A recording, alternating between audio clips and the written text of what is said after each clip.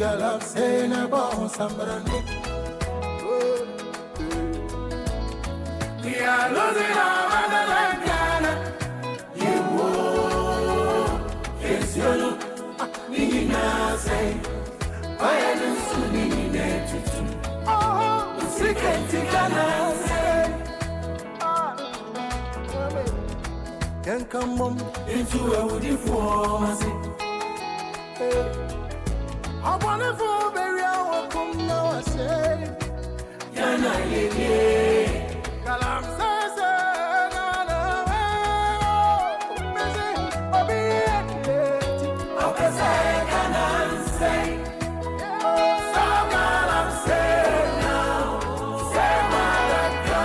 Well, there are really times when I feel less ever. But there are times when I hear some names and I decide that no, I'm not ever enough. I am called Senat Nombo. In fact, the Dagati people even claim me. The Fafra people sometimes when they see me, they start speaking Fafra to me among others because of my surname. But if you hear Mawusi Mawuenyefia, there's no way you can say she is Dagati. Good morning to you. Good morning, Senat. Interestingly, I'm not 100% ever. You are not 100%? Nope. Hey, that's your name. I know. I know. Okay. Which part? Are you Tong or you are? Anglo. Anglo. Yes. Okay. Yes, I thought so. I thought as much. Nice to see you. Nice to see you again, Senat. I met her at is it Journey to Nkrofo? Yes, in Nkrofo. Yes. That's where we met. Yes, we did. Yes. I hope all is well. God's grace is keeping us, but I think we can be better. Right. Yeah. I always say I could be better, but yeah. How's the ministry? Good question. The ministry is fine. I think we are well, but the pressure is not easy. It's not easy. The amount of work we have to do, the running around, and then if you have somebody like Emmanuel Armah-Kofi Buah, we call him the action man, but behind his back we call him Soldier Man with the turbo engine. Soldier Man with the turbo engine. He doesn't sleep. Okay. He's a hardworking man, and he's the kind of person that when he's dedicated to something, he's all hands in, all feet in, everything in. So we're working hard. Yeah. So you're having to keep up. Yes, you have the minister. To. Yes, you have to. The energy is 200%. So you need to. You need to keep double up up. and keep more. Yeah. Wow. But you said it's the pressure. The pressure, is it from the movements or from every day you listen to radio and the subject is... I think it's everything else. It's everything else. I think for us, we're dedicated to doing what we need to do for God and country. And we're putting in everything that we can. When I say the pressure, I'm also looking at people being simply recalcitrant and saying that they're not listening to what we're saying. And they're not even ready to listen to the alternatives that we have on the table. And so day in, day out, you need to keep up. You need to revise your strategy. You need to evolve. And you need to be 2 steps ahead. So you be able to basically put things under control. You talk about an existential threat. We are in a crisis situation. And we accept that we are in a crisis situation, but we didn't just get up and it's not a one-day thing. It took us time to be here. Mining has basically been with us since we knew that we had gold. Gold is, a resource that could be a valuable resource. And so for the longest time, we've always had mining. But we've also had illegal mining when we discovered, we could actually extract the natural resources or the minerals from the earth. We put in measures in place. But people also felt they could also do things their way. So illegal mining has always been with us. We're not saying that's a new thing. But I think over the last few years, over the last 8 years, we basically got sunk into a hole that has put us where we are today. Okay. And we're seeing devastation all around us. Our forests, water bodies, and even our forest reserves. Okay. Areas where we have demarcated and said these areas are how do you call it, sensitive areas, and so we're not going into those areas. We're preserving those areas for maybe for studies or to preserve something basically. And we have demarcated certain areas and so we're not going into those areas to do any activity, any commercial activity. Those are the areas that people have decided they want to go and mine. I mean, for me, I don't see, I'm not supposed to say this, but sometimes I'm like, I don't see the sense in this. Nobody is saying nobody should mine. Okay. Mining, we understand, is a commercial viable activity. We're not asking anybody not to mine, but under what circumstance or how does it make sense to you to say, because of the goal that I want or because of the money that I want, everybody else should die? When I say everybody else should die, if you pollute the water today and we don't have water, what do? We say when the last tree dies, the last man dies. You go, you uproot the tree, basically. You cut down trees. You don't replant. You are creating holes on ground. You are not covering them up. You're polluting the water that everybody else is drinking. You're putting mercury, you're putting cyanide in the water. What do you want us to do? You're basically saying everybody else should die because I want money. Okay. And for me, I don't see the sense in that. I don't see the sense in that.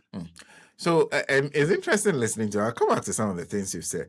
But first, I wonder how you decide what to talk about.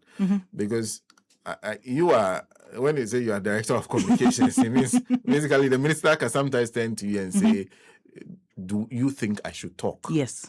Or not? Yeah. Or how should we go about it? If you are the subject of discussion, Monday to Friday, for 9 months, how do you decide when to come into the discussion and when not to? Is that difficult?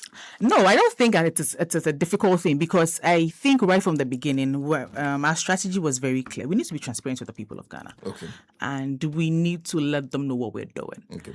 For me, transparency is key. And in everything else, not just work. Okay. In everything, in every relationship, everything that we do, you need to be transparent. Okay.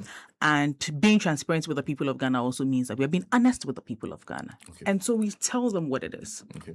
When we came in at the beginning of the year, the first briefing that we got, I remember sitting in that meeting and I'm like, what's the H? So you're told, okay, we have 288 forest reserves in Ghana. And out of these 288 forest reserves, 44 of them, about 16% of them, have been invaded by miners. 44. Okay. 16%. Okay. Now, out of these 44, there were 9 of them that had been categorized red. Red. Okay. So they had this color charts on the slideshow, and it was green, there was yellow, orange, and then a red. And according to the reports, the red zones we could not enter at all. Now, mind you, under the Ministry of Lands and Natural Resources, there's a commission that is called the Forestry Commission. Yeah. Their job is to manage everything that pertains to forests in Ghana. Okay. So, our reserves, trees, all of those things. Okay. That sits with the Forestry Commission. Okay. And we have certain personnel that we've recruited as forest guards. Their job is they take data in the forest reserves for scientific work and all of that, monitor activities, they monitor basically the ecosystem in the forest reserves. And they're not able to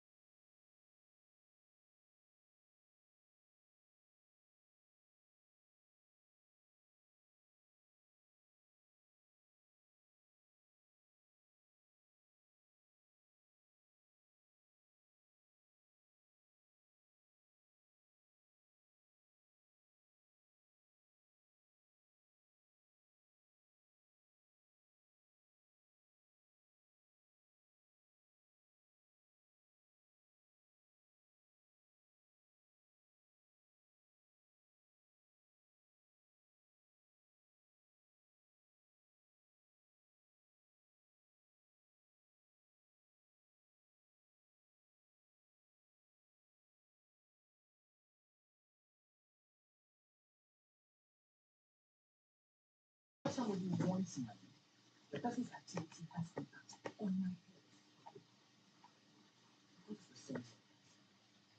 Whereas we are saying that we have not said don't do money, but you could actually do those activities without impacting somebody's health, without impacting somebody's life. What is so difficult about that? Just so that when you're able to undertake the activity, you have a plan that allows you to, if I'm going to dig the hole, I'm going to drill, dig holes here to extract them. So I need to go back and do what is right. I don't want to do that. Then I create the hole and leave it. Then I go, I create the hole and leave it. I mean, sometimes some of these things, for me, I don't understand what it's about. But that is what we came to meet. And I was talking about the water. Turbidity levels for water treatment. For instance, for mining areas where they use the water before they even discharge the water into the environment, the turbidity should be about 1,500 NTU. Okay. Maximum threshold for treating potable water is 0 to 500. 500 max. Okay. 500 it's even too far. Now we came and the records they were giving us, the turbidities were recording about 5,000, 12,000 NTU. That's basically poison. And so you sit there and we're hearing water treatment plants shutting down in certain areas because Ghana Water is not able to treat the water. The turbidity levels are too high for them to treat. And we don't understand. This is the situation that we came to meet. Okay. So we sat back and said, look, in as much as we had a strategy before we even came into the ministry to say, to take over, we needed to look at it, holistically based on the briefing that we had received and in our trust. And we're also clear to say, it's not a blanket size thing. It's not a one size fits all thing that's going to solve it because there are multiple angles to look at it. Okay. So we need to understand, first of all, what is the root cause of this menace that we find ourselves. I mean, at the center of it, there's the issue of greed. That's basic. But we also understood that there were a lot of people who were engaged in this activity because for them it was a thing of livelihood. Mm-hmm.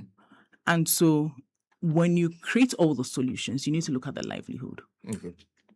But you also need to look at what are the laws and regulations, regulations around that activity. Mm-hmm.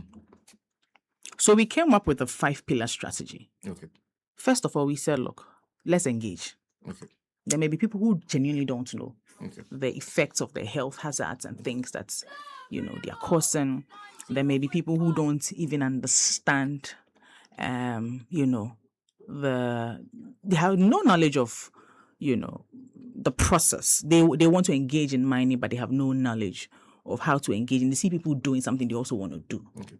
I mean, there are multiple ways to look at it. So first of all, we needed to engage stakeholders, chiefs, opinion leaders, MMDCs. So now we have toured the length and breadth of this country. We've engaged as many people as we can. Okay. I think we started with Parliament. We called a meeting, like a mini conference sort of in Accra of all parliamentarians. We engaged them. We've engaged the regional houses of chiefs. We've engaged MMDCs. All the local governments had a meeting with them. All of them, we engaged them. We've engaged academia. Okay. We've engaged even security agencies. Okay. Name it, everywhere. Okay. So that we get people to understand this is what we are dealing with. Mm-hmm. It is not a Ministry of Lands and Natural Resources job. Mm-hmm. It is all of us because it affects all of us. It doesn't affect the people who sit at the ministry. I don't breathe different air from the one that you do. Okay. We all are in this together. So what is everybody's collective responsibility in this? Media, everybody. So we've done that and we keep doing that. Then we also said, while we are doing all of this, we also need to look at the regulations around this activity. Okay. So we looked at the Minerals and Mining Act, 703, the 2006 Act. We needed to look at it. We needed to look at the minerals and mining policy as well, the 2014 policy, and then look at it to say, where are the loopholes in that? Why is it that so I can come and take a prospecting license from the Minerals Commission and say, I'm going to prospect in Latebi Okoshu. 5 years, 10 years, I'm still renewing. It's basically like you have a license in perpetuity. Okay. It didn't make any sense. You're still renewing and still prospecting. So somebody is holding a prospecting license and is still mining and is actually undertaking actual mining activities. Really? Yes, in the name of under the guise of prospecting. So we needed to look at that. We needed to look at the local content bit in the regulations. How are Ghanaians actually being empowered to be at the forefront of this mining industry? Because if I sit in Ghana and a large-scale mining company comes in, multinational comes in to say, we're coming to undertake mining, and 80% of top management staff are expats. Basically, all of the resources, all of the wealth of this country is going out. So how do Ghanaians be at the forefront of this? If we had given local contracts to local mining mining support services and things like that, how are we able to empower Ghanaians to be able to undertake that activity? So all of those things came into it. But it's not something that we could also sit in the office and do. So we went from north to south. All you engaged on all those issues. Everybody, yes. Everybody. So we go, we show them the policy, we run them through, and then we discuss. And then they bring their input. So it's taken us basically, we started this thing at the beginning of the year. We've just rounded it off. We've engaged everybody, we've engaged academia, we've engaged the chiefs, we've engaged opinion leaders, IEA, as many agencies as possible to be able to get all the inputs and then put it together. So as we speak, the Minerals Commission is compiling all the inputs and then it will be shared with the minister and then it will go to Parliament for the ratification of that. So that's that. So that's engagement. That's regulatory reform. So I was talking about engagement. So you're talking about engagement and the regulatory reform. Regulatory and policy reforms. Yes, there's also a bit of engagement as well. Yes. Then we looked at it and say, but even beyond that, there are also laws. There are laws that say, don't go here, don't do this, don't do that. How do we enforce the laws? Today, as we speak, we are tracking excavators and equipment and earth-moving equipment at the port. Believe you me, 8 years ago, 7 years ago, 5 years ago, people could bring in excavators into this country and they will not register and they will go away with it. We have, as at the last count, I think the last figure that I had, we had about 7,000 excavators in this country. 7,000 excavators? Doing what? Ask me. So, I mean, there are projects, there are road construction projects, people are doing all of these projects. But you don't need 7,000 excavators. The bulk of them were coming in to do mining activities. So now we have said, look, before you even put an excavator on any vessel to come into this country, you need to get a permit from us. Let us know what the excavator is coming to do. Right? When it comes, where is it going? I'm bringing an excavator. I'm bringing in 5 excavators. I'm taking them to Elembele. Okay, no problem. What is it going to do? Oh, I'm going to construct a road from Elembele to within Elembele. No problem. Bring the excavators. Now, when the excavator comes and it gets to the port, we put a tracker on it. And then we geofence it. So if your excavator goes past the jurisdiction of Elembele, going into Jomoro, it ceases. Oh, okay. And we have a control room at the Minerals Commission to track and monitor all of that. So that you cannot tell us that you are bringing your excavator to Elembele. And then we find the excavator in Takwa. What is it doing there? That was not what you told us. So with the technology you have currently, you can disable that excavator? Yes. Okay. And the control room at the Minerals Commission runs 24/7. Okay. So they are manning them. They are seeing what's happening within all of that. Then there was also the bit of, I talked about recalcitrance, and there are people who have said, I've heard what people are saying, but me, I don't care. Mm. And you go into certain areas and people have created those mini communities in some of the forests. Yes. And they are doing their own things. And we looked at countries like Chile and Peru and what they've done with, because look, illegal mining is not a thing that is peculiar to Ghana. Let's not label it. Now, there are other countries that have battled with illegal mining. They've been able to come out of it. So we have to look at best practices from around the world to see what are some of the things that have worked. And we've seen that in the countries that this has worked, they've been able to come out of it. A lot of it, when it comes to the law enforcement bit, it wasn't one security agency job. Okay. You needed to have a coordinated effort from all the security agencies. Okay. Because on Monday and Tuesday, the National Anti-Illegal Mining Operations Secretariat, which is the command center that we have created for this, now conducted some raids. And in some of the areas, if you see the drugs, hard drugs that are in some of these areas, it'll be shocking. So what we have drugs done, that they seized as part of the operation. when you go there, you find drugs there, and this high incidence of prostitution and all of that. So what we did was, what are the key security agencies that can come together to do this? Okay. So you have the military, because in some areas, I talked about the 9 forest reserves. They were not the kind of weapons that the miners had were. So the miners had, recruited these people, these armed gangs to protect them. Armed gangs. Gangs. Okay. And the kind of weapons, sophisticated weapons and things that these guys were wielding in those areas, it wasn't the type that our Forestry Commission, our forest guards could. Even the police were not able to. So we needed military and we needed tactics to be able to go in there. And so there are times when you need the military. There are times when you need the police. Okay. Because sometimes you need to effect arrests and you need somebody to follow through with the prosecution.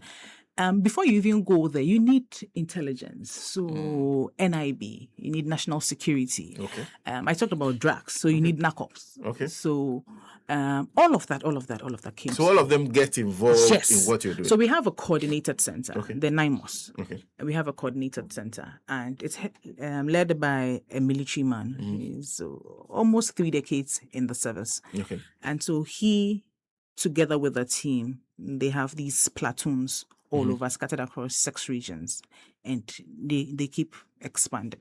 So for each platoon, you have some military, you have some police, you have some NIB, all of that come together as part of one platoon. So when they go as one unit. So it is not a case where one person gets up and say, I have orders from above. I'm from national security, and which was the very common one, national security. Because national security sounds like a fancy word. So anybody can get up and say I'm from national security and then go, and then I can come into the studios of Radio Gold and say, I'm coming to arrest her now. And you call national security and they're like, I don't know this human being. Where is he coming from? You faced that problem in the initial stage. Yes. People who... we've had, there were some, I don't know if you recall, there was an incident where some people had even stormed the Forestry Commission offices and gone to locked it up in Bekwai. Yes. And they said they were from national security. National security said they didn't know them. Oh. So, I mean, all of those things were part of the reasons why we need to have one coordinated, unit, so that you cannot get up and come from anywhere and say, I'm coming to arrest these people, I'm coming to undertake this activity, when nobody has sanctioned you. Okay. And those people take their orders from the Minister of Lands and Natural Resources, Honorable Emmanuel Armah-Kofi Buah. So every member of the task force directly takes their order from the minister? No, so they are coordinated by Kenel Buah. Okay. So, but Kenel Buah reports to the minister, who reports to, to the president. Okay. So the last time they had a training, I think 2 weeks ago, they had a training in Sunyani, and Honorable was very clear. He says, you will take no orders from any big man. The biggest man in this country is His Excellency John Dramani Mahama. And he's the one who has sent you. Okay. And Dramani Mahama will not come and tell you, release this excavator to this person. Okay. So when you are effect an arrest, you hand them over. Okay. Nobody will call you and say, release this person or release that person. If somebody comes and if somebody goes behind you people and releases somebody, you rearrest the person, and arrest the person who released them. Okay. We had an incident where we had arrested some 11 Chinese people in somewhere around in the Western region. And then after a few days, the gang leader of the Chinese guys came to Kenawa with money. Say, oh, I beg, can you release my people? I'm told you you've arrested my people. Can you release them? And he brought money. He actually recorded him and sent it to me.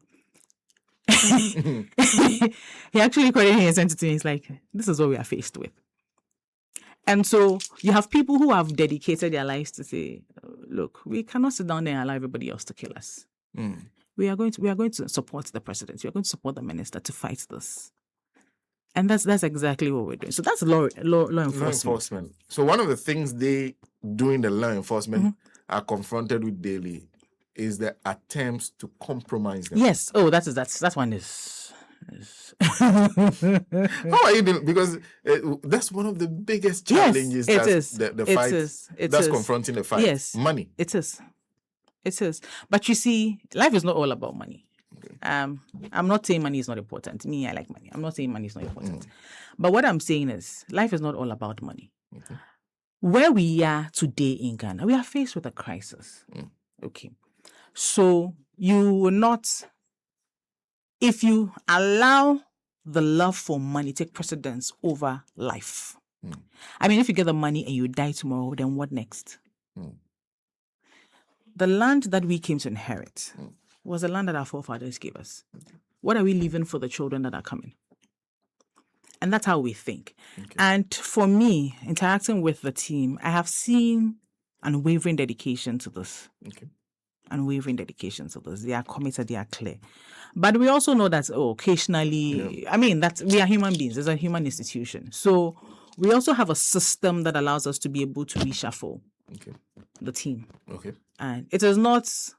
how do you call it? We've not had, it's not like we have a select recruit that we are working with. We're working with the entire force of the security agency. So as and when we need to reshuffle, we'll reshuffle. So everybody is involved in the fight.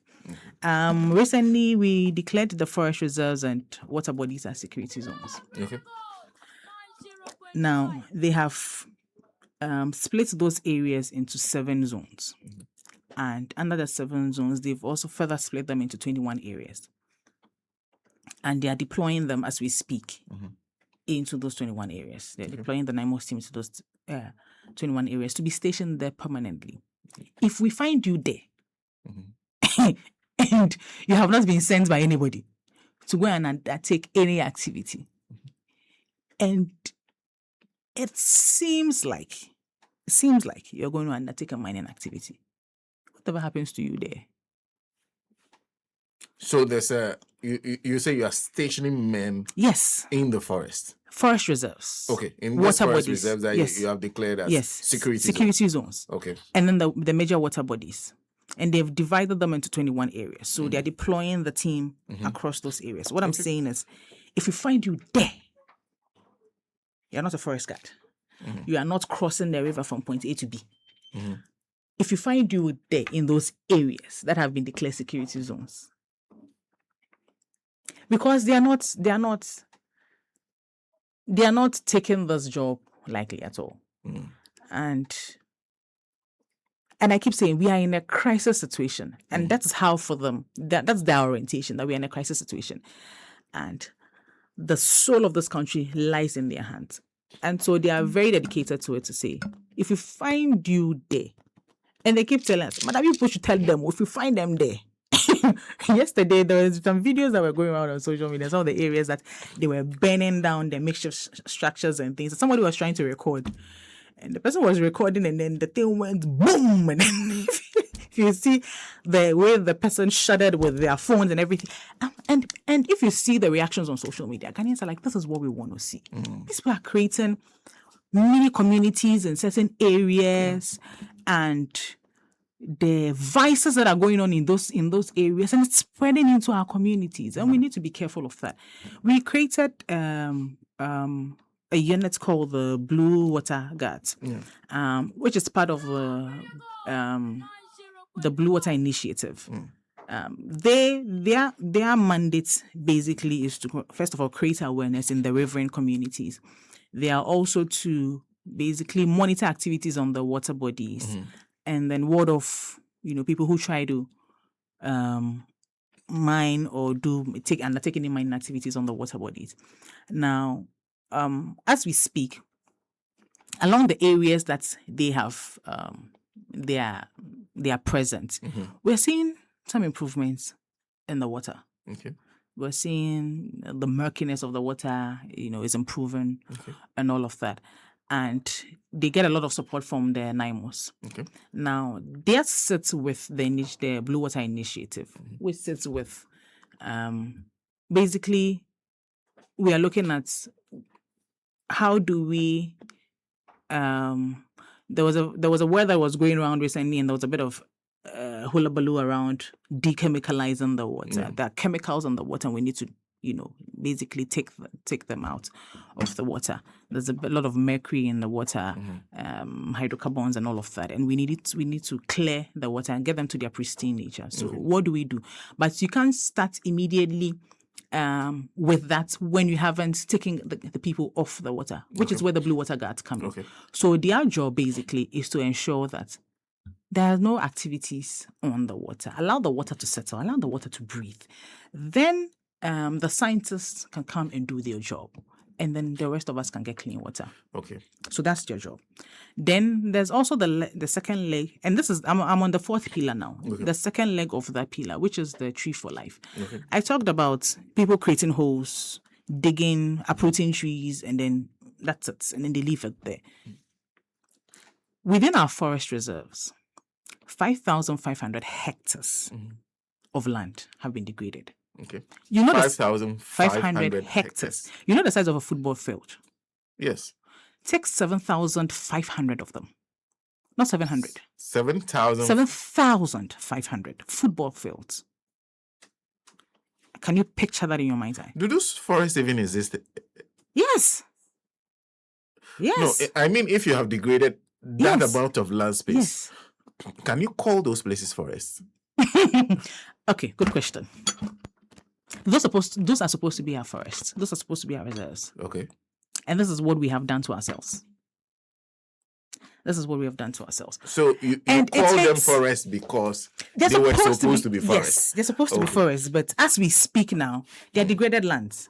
So now we say we need to reclaim degraded lands. But ideally, those are supposed to be our forests. Those are supposed to be our forest reserves. Okay. So that we also need to do. Okay. But while we have put in all of these measures and we have done all of that, I also talked about one of the core things or at the center of this as lack of access to opportunity or livelihood. Okay. And we're clear to say we've had situations where we've seen tensions, especially in communities, mining communities where they have large-scale companies, mining companies. And these people are born there. They live there. They are bred there. They die there. Then a multinational company comes into town, sets up a mining company. And occasionally they'll take a driver or a security man, one or two people. The rest of the community sits there and they're impoverished. Okay. They're not seeing any improvement to their lives. They are not seeing much, development in their community. And yet they see gold going out of their... And they know the price of gold. Yeah. Of course you know. Oh, of course. Everybody knows. Yes. And so it was important that... And you see, some of these things were the things that were creating the tensions in the community where you see the young people come together and they try to, go into the mining companies, and then there's a bit of tension, then there are clashes, and sometimes, unfortunately, we have fatalities and all of that and all of that.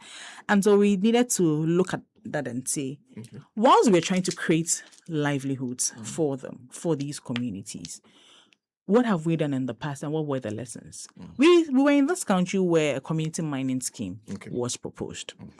And I could go to the Minerals Commission and go and take a license in the name of, it's easy for me to use Elembele. Okay, let me say Alakble and say, I'm going to do community mining in Alakble. And it's for me, Yes. It's not for the community. Then maybe you are the DCE, or then me and you will be in Kahoot, and then we would set up a small mining company and we'll be doing the mining. Then we'll give the chief some coins, and then that is not community mining. Or was that what you bet? That is what we came to see. And that's why we disbanded it immediately. It was one of the first things that we disbanded. That it was taken over by individuals. It was mainly individuals in the name of the community. Mainly individuals in the name of the community. You never saw a single community mine that was owned by the community? Mainly by individuals in the guise of community mining. Okay. So what Apple said, look, this doesn't make any sense. We disbanded it immediately. Okay. So what we have done, what we've introduced is cooperative mining. Okay. So me, you, him, we want to undertake mining activities. Maybe we don't have the capital, or we don't have the capacity to be able to do it and to do it well and to do it effectively. So government says, let's come together. Let's form a cooperative. I think one of the things that we also, and I talked about engagement a lot, because we also needed to get feedback from the people to understand what their challenges are. Okay. And one of the challenges that we had picked up was people were like, they realized that if they were not even politically connected, they could not even get access to a license. Mm-hmm. And so we said, you know what? The president said, don't even come to Accra for a license. Mm-hmm. We'll come to you for the cooperative mining. So we're deploying a mobile licensing team. Okay. So when we come together and we form the cooperative, then the mobile licensing team comes to us. Mm-hmm. They provide us with the license. Now, in an area where there's a large-scale mining company, and a few of them have come on board, have agreed to this and have come on board and have ceded off certain portions of their concessions. Okay. So we have Anglo, we have Perses, Asante Gold, and all of those coming together. They are willing. They are willing to cede off portions of their concessions for the community. Okay.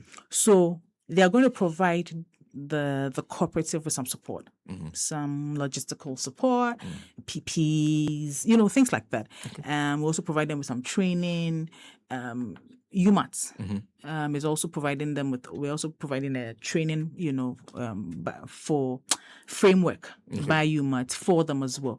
So we give them some form of formal training. We are basically formalizing that sector, and then they're able to undertake the mining activity within, that framework that we have created. That also allows us to be able to have some control. We have some structure.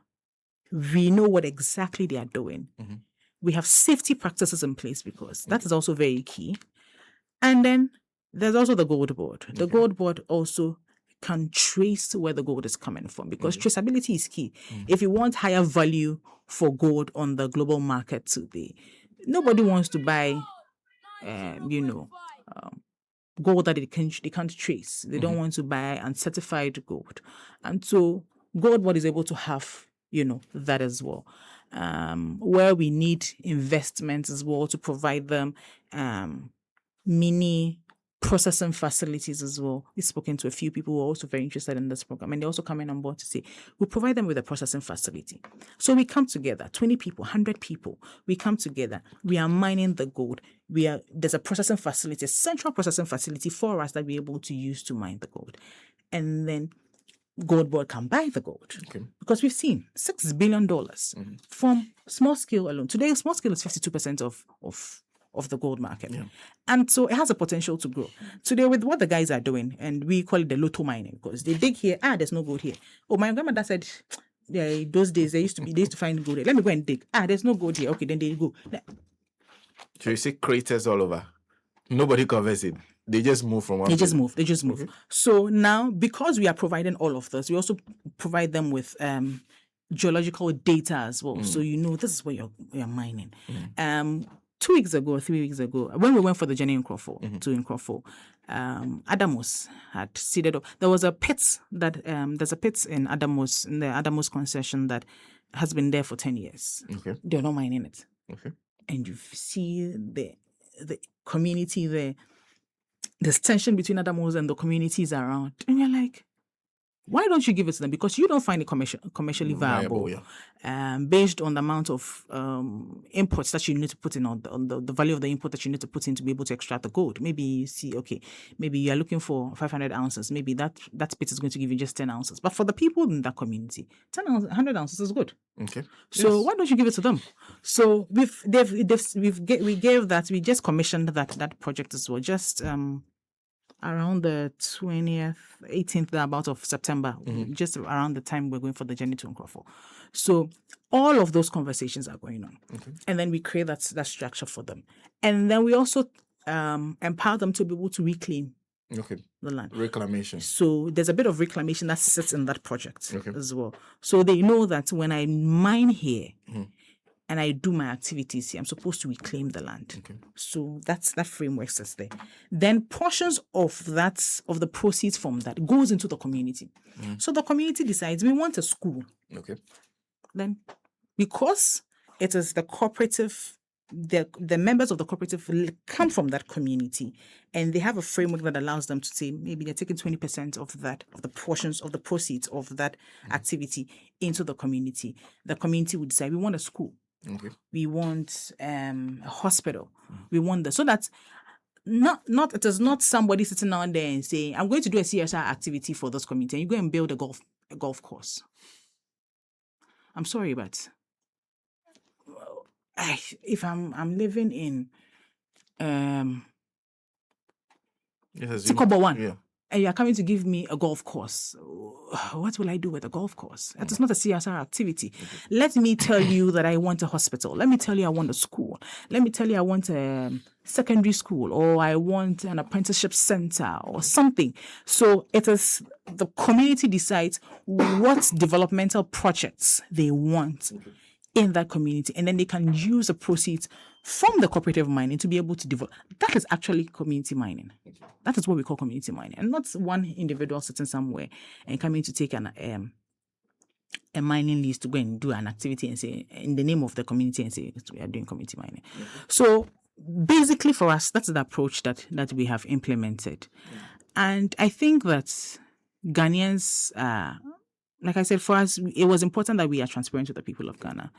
And Ghanaians have seen it. They've seen the results. They are seeing they are seeing the improvements in the water. It's not a one-day thing. All of the water is not going to turn blue overnight. Okay. We know that because the hole that we have been sunk in, it will not take us a day to come out of the hole. Okay. So we are clear to say this is not a 1 year thing. It's not an 8-month thing. But over the last 8 to 9 months, Ghanaians have seen. And we have been transparent every day along the journey. We take them on every day along the journey. One of the things that we also had said was we understand that sometimes some of these people are also financed by certain campaigns. A lot of the young guys you see, they cannot be able to export even one excavator.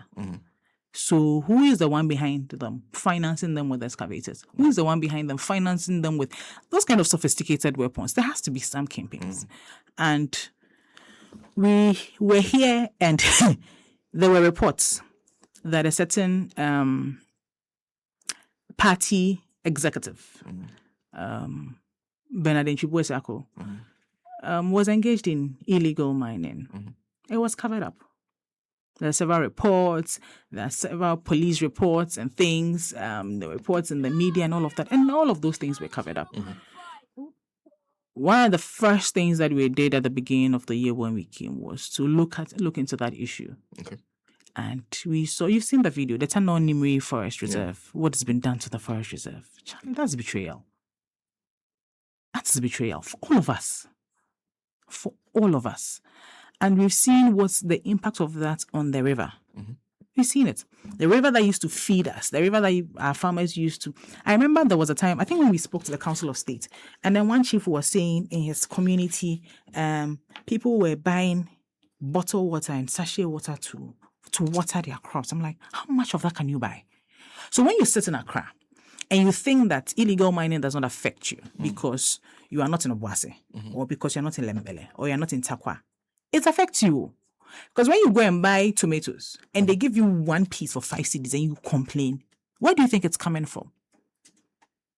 If the farmer in the village is not getting water to farm, to water the crops, what is he going to do? He's going to buy the water. And when he starts buying the water, all of this needs to go into his cost.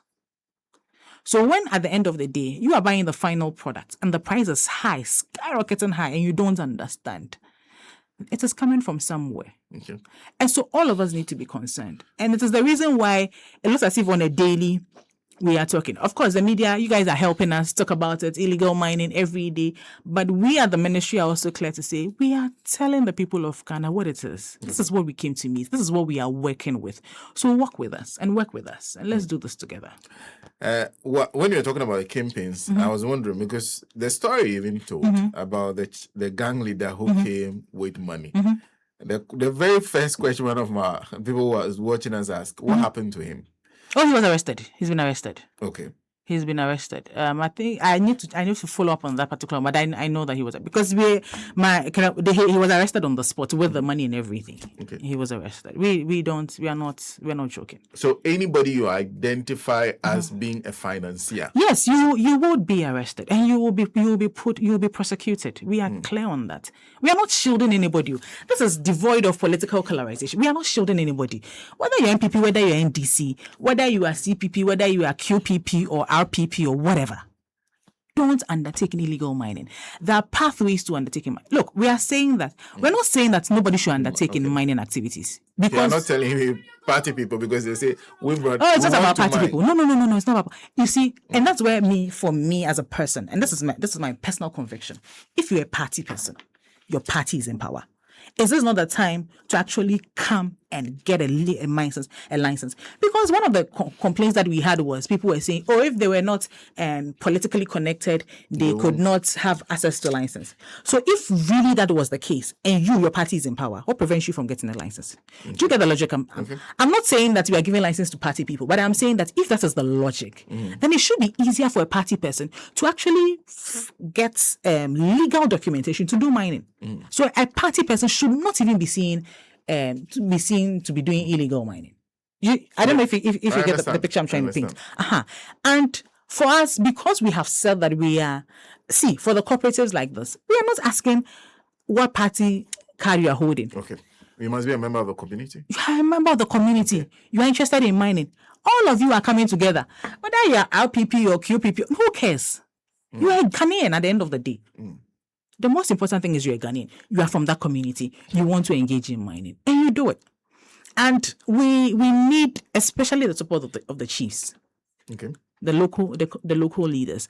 I've had a few chiefs come to the office to say there are these areas within my community that I know is viable. I know has gold. I mean, we've done a few tests here and there, and Galamseyers have come, and we refuse to. And I commend those chiefs. But for those ones who are saying, it is my land, I'm giving it to the guys to do Galamsey, when we find you, arrest you. It doesn't matter if you're a chief. They say so. Oh, I mean, it is their land. Yes. So they determine what happens to that land. Who will arrest you? Me, I'm saying it here. Who will arrest you? But so far, has the state been able to stamp its authority? Because for you to walk into office, then the very first thing you are told is that this forest is a no-go area. That forest you're talking, and the person was talking to a minister of the state of Ghana that you can't go there. You can't go there. Have you been able to stamp your authority? Oh yes, we have reclaimed all those forest reserves. All those Jimera extension area, Offin shelter belts, Desiree, Asenayo, there are about 9. We have reclaimed all of those. Okay. And we've taken over all of those. So now they are in our possession. So our forest guards are able to go in there. 2 weeks ago, I think the area to forest reserve, which is in the Offin shelter belt, some people had gone in there. And then 9 months had gone there to flush them out. Then I think after a few days, I don't know if it was a different squad. They tried going in there. They were arrested. 9 of them. They were arrested immediately. The same day they went there, the same day we got them. Okay. And then they were sent to police station in Kumasi. They have been brought to Accra for prosecution. Last Monday or so, they were brought to Accra. 4 of them are in Kotobabi, 5 of them are in cantonments, and they're going to be prosecuted. We are not resting. And there's the part of, majority of the time, I think when people see what had happened to their land, they still feel that little has gone on to stop it. But some of those lands, you realize that the people are no longer mining there, just that there's not been reclamation. So the land had not been. How far are you going with this? The reclamation, Senna, look, reclamation is ongoing, but I tell you, it's expensive. Okay. Basic reclamation within the forest reserves, the cost that we are getting, it's about $30,000 to $50,000 per hectare. $30,000 to $50,000 per hectare. Yes, we are talking 5,500 hectares. It's expensive. Okay. And which is why I'm like, why do we even do this to ourselves in the first place? To start with, why are we even doing this to ourselves? And you need to get there are trees that are able to absorb the toxins and things like that. So those trees you can plant. But some of them, if you plant, you can't even use them for agricultural production. Okay. Because if you go and plant cocoa there, it means you're going to be eating mercury-laced cocoa. And we can't do that. And you can't even sell that on the international market. Okay. In 2024, our cocoa production plummeted. We went from like 1 million to about 400,000 per ton, tons because of this. Okay. So and you see, for me, what I'm saying is the implications on all of this, it cuts across all sectors, health, agric, everything. So we as a people, we need to sit down and ask ourselves, what do we want to do?